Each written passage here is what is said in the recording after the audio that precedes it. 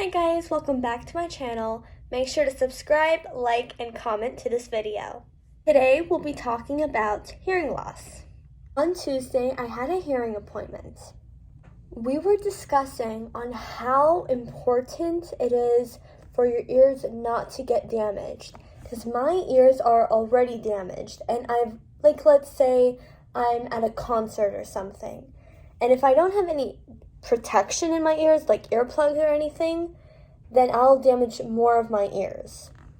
I also came back today for another hearing appointment, and we got ear molds done, and I am going to be putting the video up.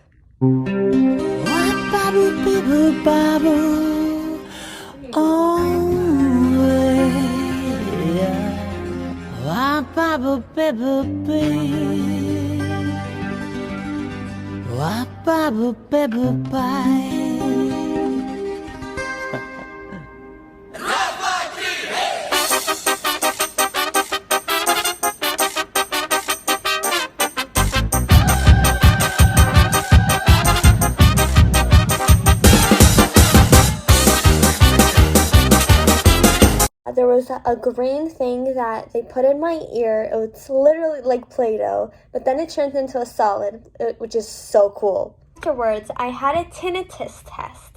I have a lot of ringing, buzzing, and pressure in my ear. The test was a way to tell the doctor what kind of pressures I'm hearing and what kind of noises I'm hearing, so they could see how to stop it. I also got this diet, so what I put in my body, some of the foods and drinks, it has a lot of sugar and salt. And I don't want that for my ears, because then if I keep on with that diet, then everything will become smaller and smaller. Then it could disappear. I don't have to deal with it anymore. With the ringing and buzzing with my ears, I have to find the video that says 8000 Hz.